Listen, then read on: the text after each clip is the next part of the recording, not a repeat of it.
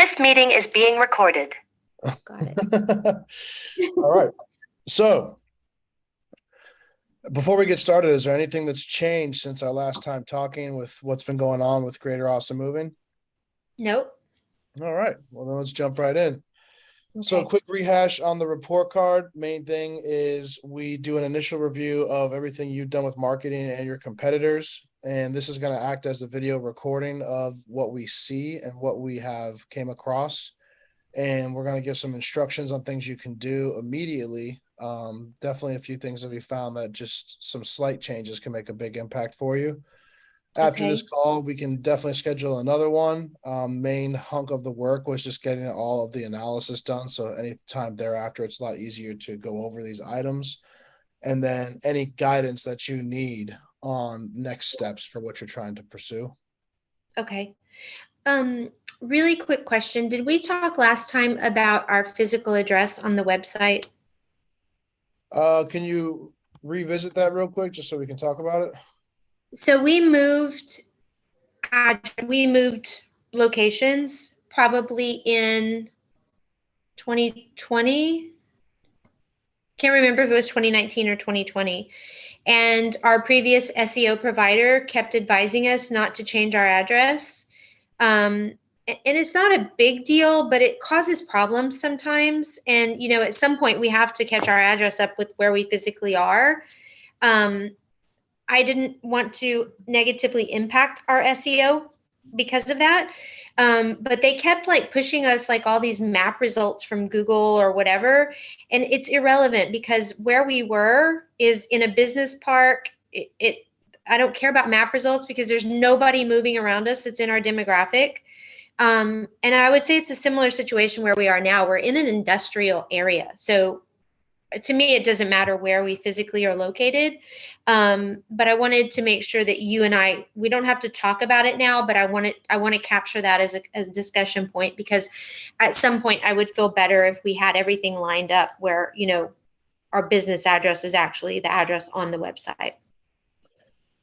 Yeah, I mean, definitely. As far as moving company locations, we have come across that. It's fairly normal because they have these new fancy tools that show you your ranking and your surrounding area. And it's kind of like I guess, like a value add slash marketing tool for SEO companies to say, hey, look at your growth over time. Here's like a visualization of that. And we're more on the revenue side. We look at what the impact of what we do has on your CRM and the revenue you're generating. So Yes. having, the bells and whistles and the fancy items, like the flavor of the month type of thing necessarily isn't our focus. We want to make sure that we really see the impact of the work that we're doing affect your bottom line. Okay. That works for me. And I have some SEO information regarding that. It actually coincides with what you're saying, so I'll jump directly in. Okay. So before we dive into SEO, I'm going to run through the website and issues that we found on the technology side of it.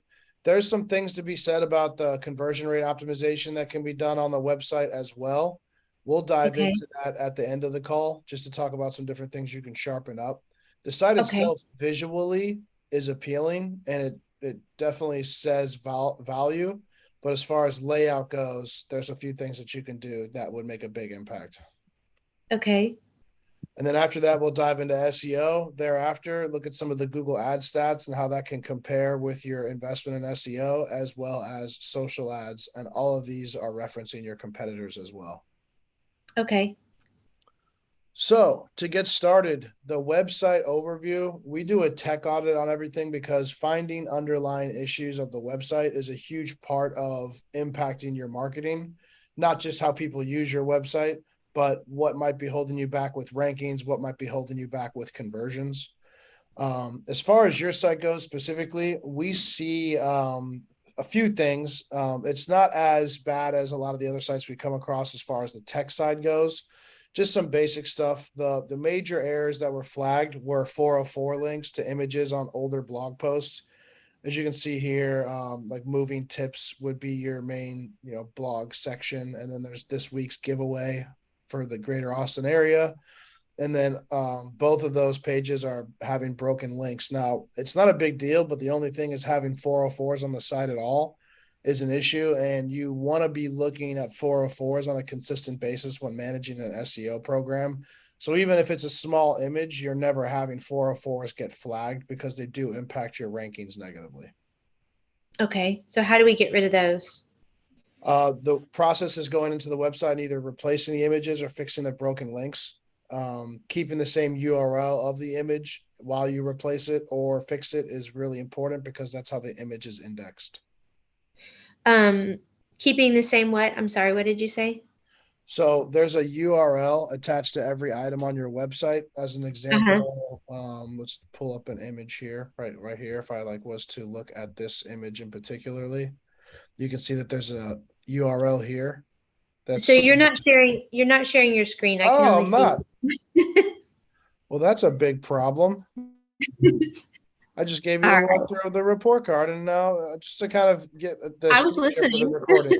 Perfect. Thank you for listening. I was trying to take notes. Of So course, this of is good course. to know. So this is what I was talking about earlier, how the report card works. So feel free to pause Awesome. your screen when rewatching this to recap what we had just talked about.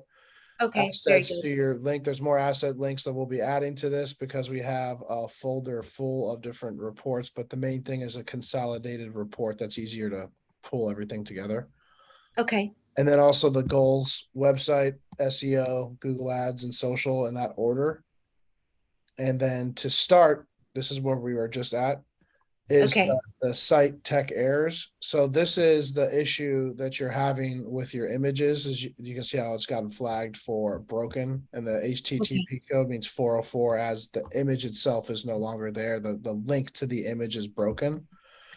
And a quick example of what an image link looks like is on this page. You can see that this, if I right click on this in the code itself, there's actually a link to this image. Uh-huh. If I were to just open that link, it would just open that image. Uh-huh.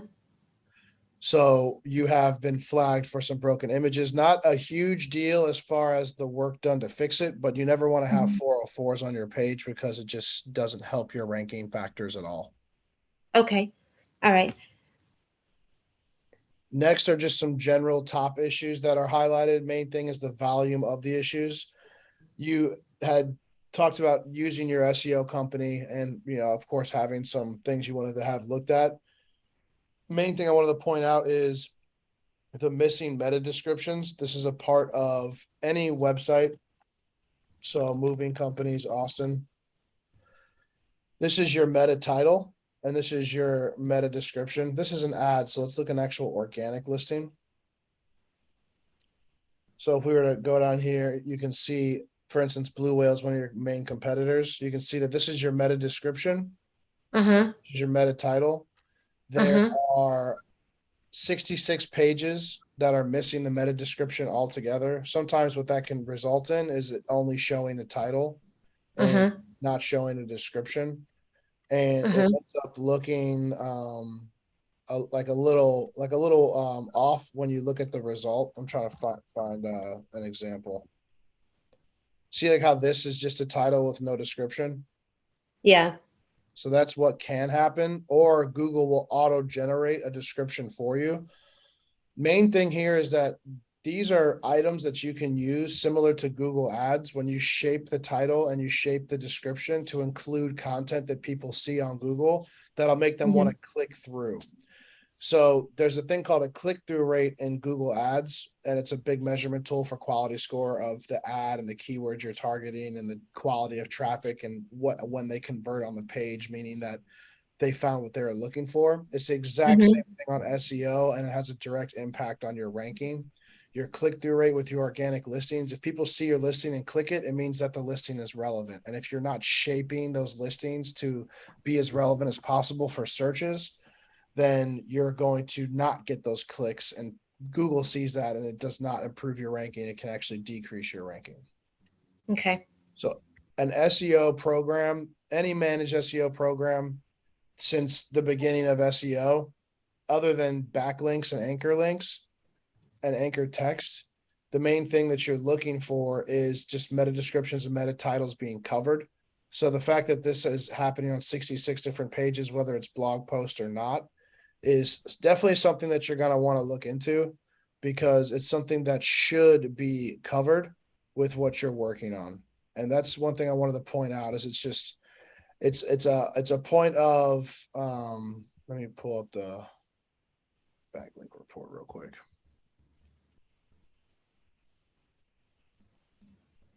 It's a big part of what you would want to see from someone who's managing the SEO. Mm-hmm. I'm trying to pull up the actual list real quick so you can see the actual pages.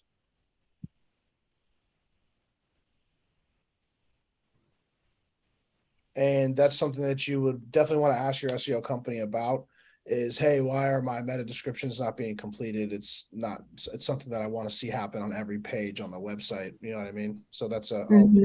wrong one. Let me put on Austin. I was wondering why that number was different. I was like, wait a second, maybe they are fixing it, which would be a great thing to see. But no, it looks like it's been the same. Yeah, remember I disengaged with them, so nobody's working on it right now. Well, the good thing is with meta descriptions is they're very easy to fix. You know, it's not like you have to do a programming or anything like that. But I mean, one of the main things, as you can see here, is the homepage itself doesn't have a meta description, which is bad. You want to make sure that at the very least, because this is going to be the top rated Mm-hmm. page on your website, you're going to want to make sure that this is the most polished page on the website. Right, right. So without harping too much in the individual details, because I have it all mapped out for you in this report, and I despise people that just read off the PowerPoint. Main things to look at is low text to HTML ratio, meaning that for the web page and the size of the web page, there's really not enough content on a lot of the pages, and there should be more content that's going to help you rank. Okay. Another easy fix, something that you can apply and knock the 70 out immediately. I mean, doing it for 70 different pages, of course, takes time, but it's not some type of exorbitant development fee. Does that make sense? Yeah, These are yeah. items that should have already been done, and to get them fixed, I always try to tell people, it's like, hey, if you have a bunch of broken pages, if there's something wrong with crawling on the site, if there's requires programming, you should be aware of that so that you understand how to budget for that. And the only thing that's a little odd is the sitemap not being specified by Google's robots to crawl it. But that, again, in itself is not a difficult fix because of how your site was built. Mm-hmm. It's the platform that it was built on is WordPress. So you don't have to worry about, what am I going to do about this? How's it going to work? WordPress in Mm-hmm. itself has a lot of inherent tools that you can add that will take care of a lot of this for you. And as far Mm-hmm. as HTML to content, creating more content and more content layouts, because you're on Divi and you're using the Elegant Themes framework, it's very user friendly. It's very easy to do these items. Okay. But I don't want to. So do you guys do that? Yes, we can do Okay. that. I don't, I'm not a professional. I don't want to do it. Of course. Yeah, no, I mean, the main thing about the report card and our approach to these situations is we want to be as objective as possible. Sure. We don't do these to win business. We do them to educate people on what they have. And then Yeah. thereafter, if they want us to do one or more things, we're happy to do that. Or if they want us to educate their staff or educate their provider or whatever, that's really what we're here for. But at the end of this, we can talk about your different options too. Okay, perfect. Another thing that I thought was super weird is that you have 444 outgoing external links. Now, this is only under notices because it's not up to the analytics platform to be like, hey, this is weird. It's up to like somebody. It's kind of like, I always say instead of driving a Tesla, it's like riding a horse. Like 80% of the time, the horse is going to take care of everything, but the 20% is how you arrive alive. So when it comes to the outgoing external links, this just pulled it up under notices, but you're not a newspaper. You're not a magazine. You're not a news station. Why on earth is a moving company sending 444 links out to different websites? It just doesn't make a lot of sense. I think that in the past, like we're talking like 2017 to 2020 era, there was this notion that if you just beefed up a website for what it does at its core, that could be considered keyword stuffing. And one of the ways to get around that, and keyword stuffing is basically putting too much density of what you want to show up for in Google to the point to where Mm-hmm. Google penalizes you for, Mm-hmm. it's like putting too much salt on a meal. It's like it doesn't taste Right. It ruins it. Yep. exactly. So what people were doing was creating generalized content and localized content on the site to seem relevant. Some of Mm-hmm. it's good.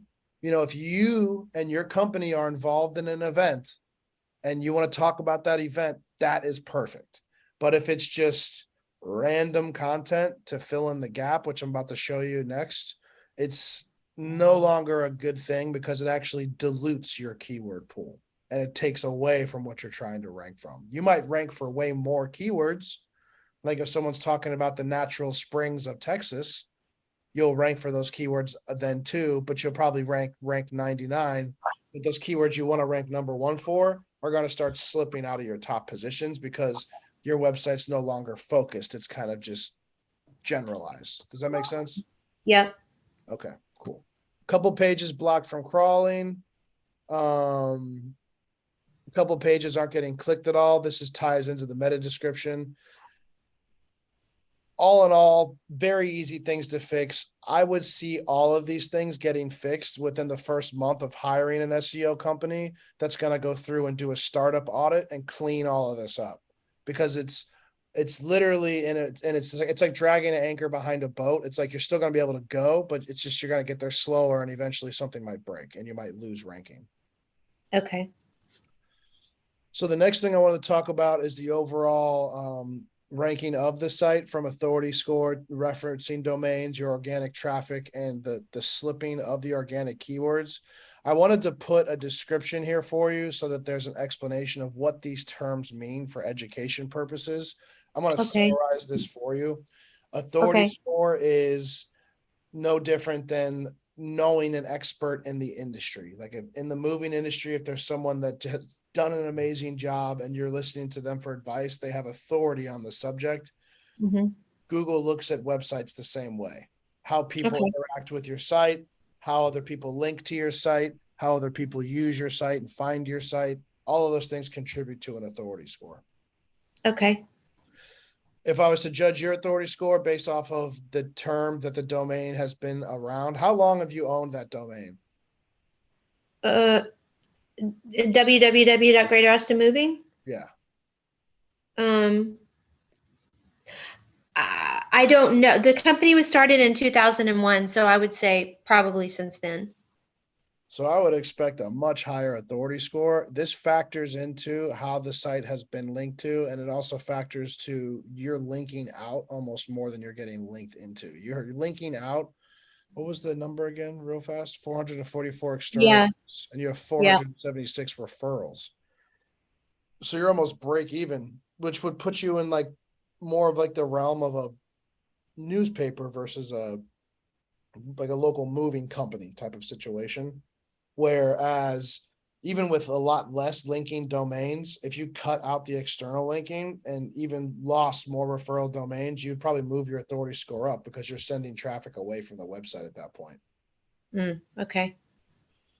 So as far as the referral domain goes, this is a further definition, but essentially you're losing referral domains too. But as far as the external linking, they stay static on your website once they're added. So as you lose referral, you're also not gaining any, but you're also staying static with the links that you're sending off the website, which is going to further hammer down on your authority score. And what that looks like on a graph is this is your organic traffic from 2021 December. You can see that it kind of lurches up, and then around February 2022 is when your website was at the most for organic traffic. Now, that means little until we dive into the details, but the main thing to see is that you peaked at this point and it's been downhill ever since there as far as organic traffic goes. Okay.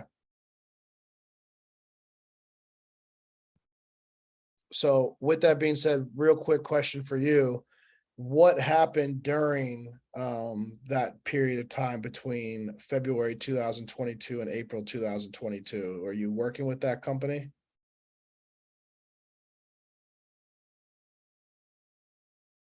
Did I lose you?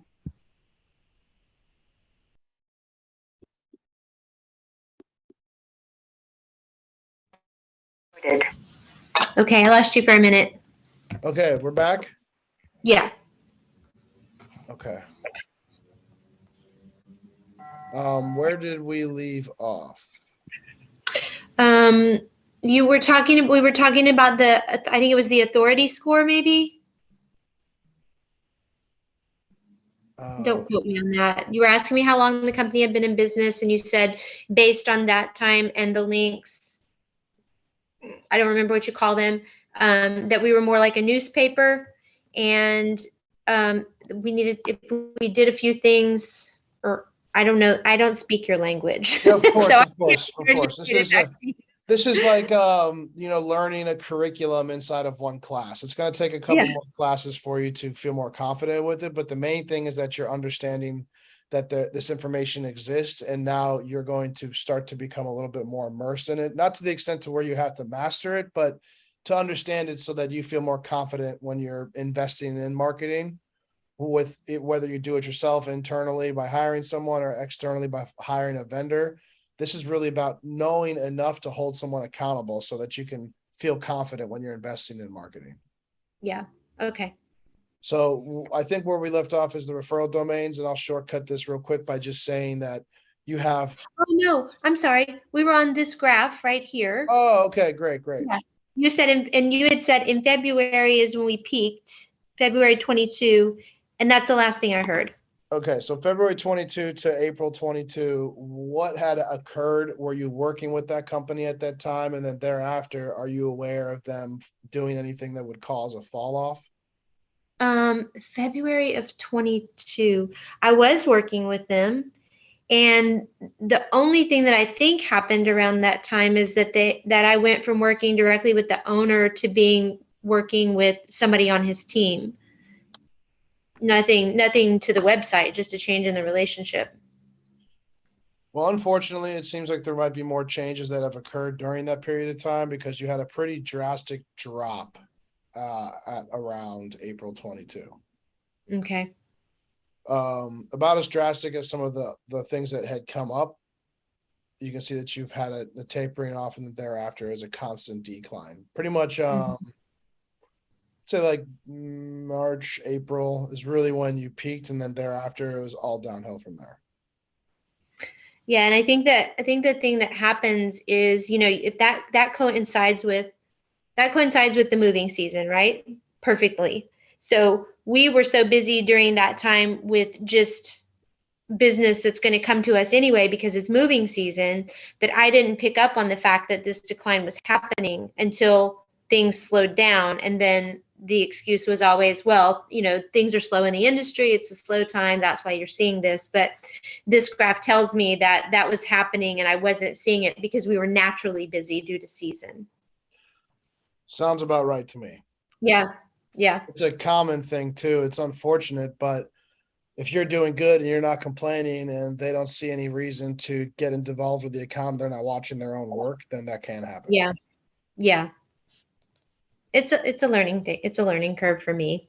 Of course. I mean, just like the graph in itself, there's some ups and downs in business in general. And, the one thing that you did realize is that there was an issue, and that's what we're here to do. And honestly, it's kind of funny. I picked this model of business because I got sick of ad agency life. I've built and sold over 4 ad agencies since I was 20. I've been doing this for like 300 years. And the main thing, it's just, and in my industry, I'm a dinosaur, but like I love this stuff. I'm passionate about it. So I stay on top of all of it. And the main thing is, the most common ad agency thing is, you scale and then you stop caring so much about individuals who aren't complaining. If they're happy, you're happy, and you don't have to do anything else. And that's a huge issue in the moving industry, specifically because we work in a lot of industries like medical. Our number one clients are advertising agencies. I personally do training for sales teams and for management and ops teams for how to understand how this works and what needs to be done to make it work. And the most common thing that we see is just people neglecting. And if the client doesn't complain, not doing anything about it. And it's a terrible business model. So one thing I wanted to point out is that you did figure something out was wrong. And now another part of this is typically when we run through this information, it's we focus on what issues there are so that we know what to fix and that you know what to move on first, right? Are you still there?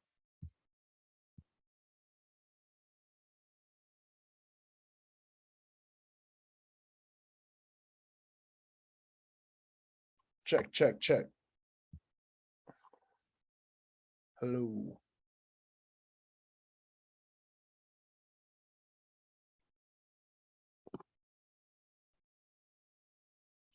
All right, so we had a quick interruption that we're going to resolve by continuing with this, and then we will do our Q&A directly after. So, the main thing I wanted to point out is that we have this drop off of organic traffic.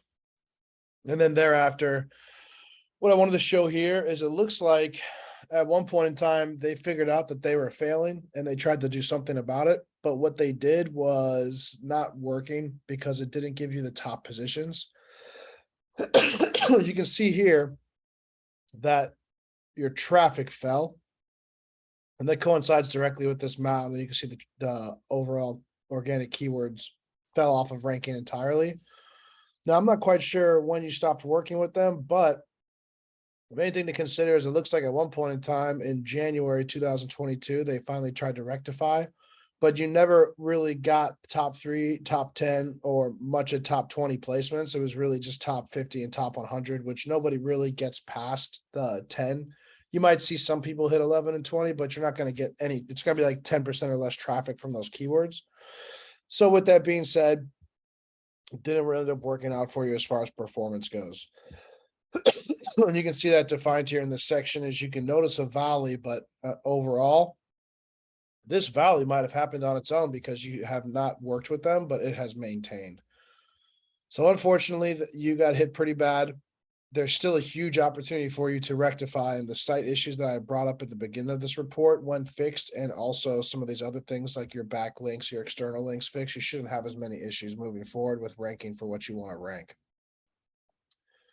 Position tracking is also a reflection of your current keyword status. I have a breakdown of what overall visibility means.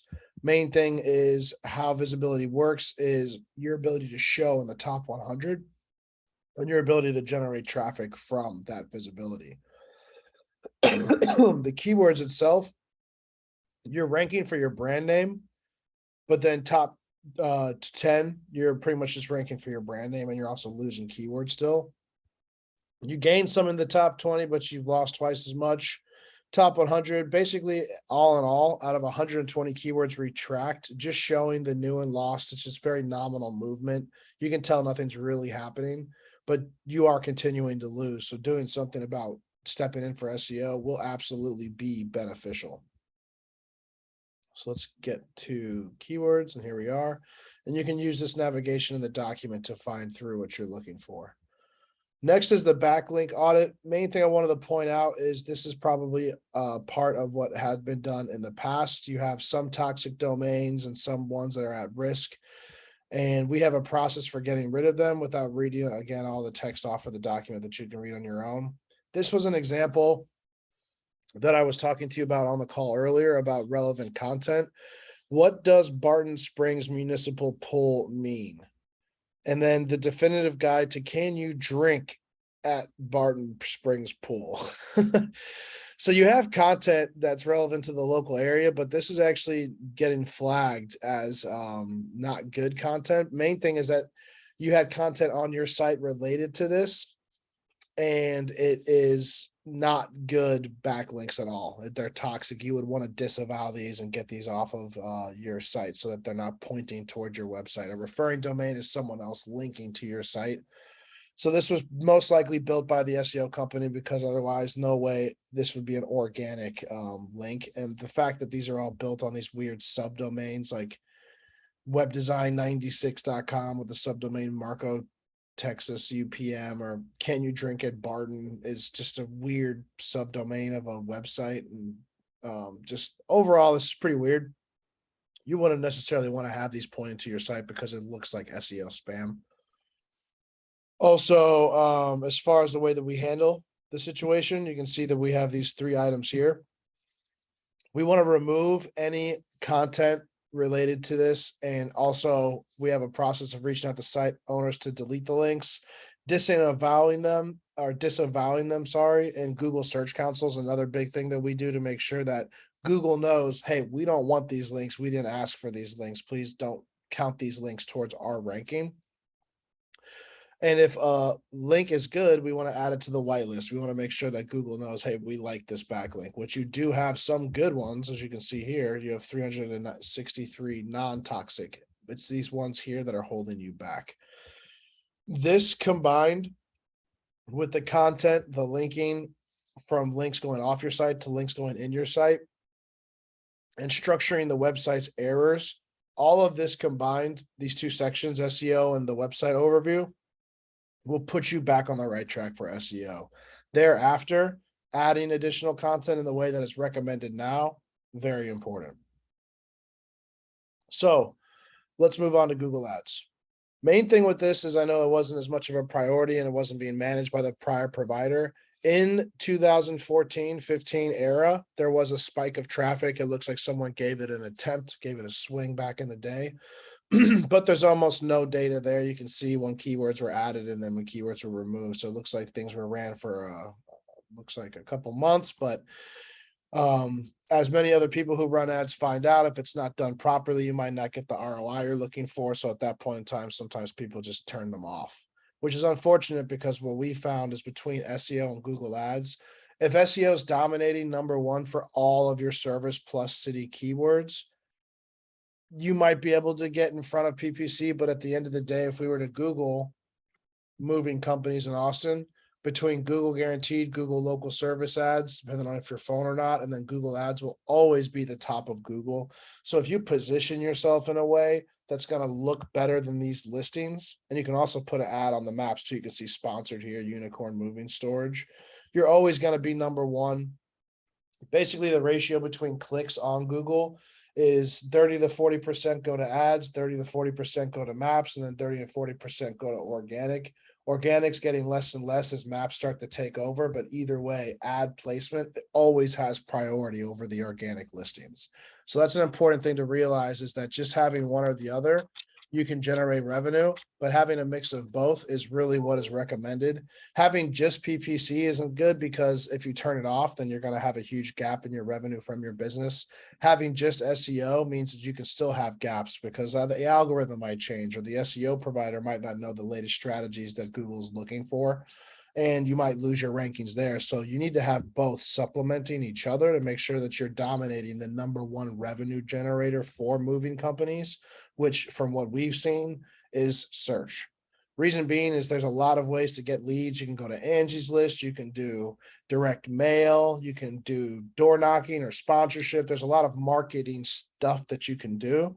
But when people want to do business, they go to Google search and they are searching for businesses that they can work with and they want to do business right then and there. So if you can get in front of those people, you're going to generate revenue many times in real time, same day booking decisions. As far as the ad copy variations go, pretty weak, but it was also what, 7-8 years ago. Maybe they just didn't know what was going on. They have broken content. Looks like it was from an ampersand. They probably outsourced this. Not quite sure what the situation was, but you were bidding on upwards of 36 keywords with this ad. Since 2001, I would not reference dated material in your ads. You want to be the #1 moving company in 2023, not best since 2001. It has its appeal. I would put that more in the organic content than using an ad placement to reference old information. Otherwise, the strategy is overall lacking. And we have an entire strategy for paid ads that you would want to use because, as you can see here, you have a lot of competitors. Not a lot. Some of them are doing a better job than others. Many are not doing a good job. So what I wanted to say is you could definitely, while fixing your SEO, start generating business through PPC. Having one or the other, again, SEO is a slower mover, going to take you a while to build back up to where you were, but PPC can get you there. And then if you want to taper off PPC and push more for SEO once you're ranking better, you can.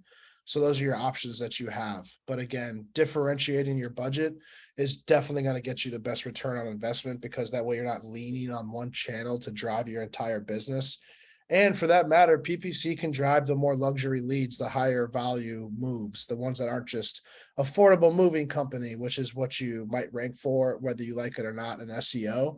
We can focus on things like moving, packing, and storage, or other comprehensive services like moving, packing, and unpacking that'll increase the average revenue per job. And with Facebook ads, we plugged in your competitors that you listed on onboarding. The benefits that you have with social, with Facebook, Instagram, and TikTok is your core competitors that you listed when you onboarded with us are not running ads. And it looks like Square Cow Movers as a franchise is kind of all over the place with their listings in different cities.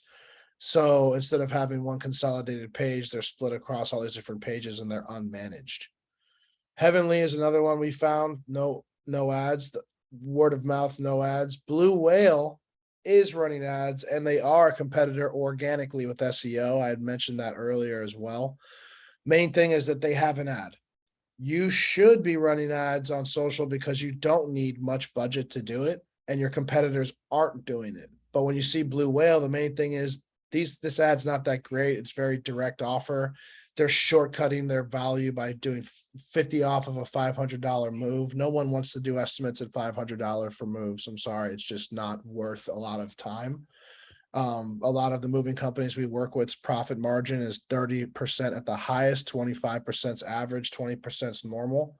So, you're looking at not a lot of revenue from these types of jobs. They have good things that are going for them though, which is a discount offer, an entry level pricing, services that they mentioned, full service, local and long distance, and a call to action with the phone number plus the get quote.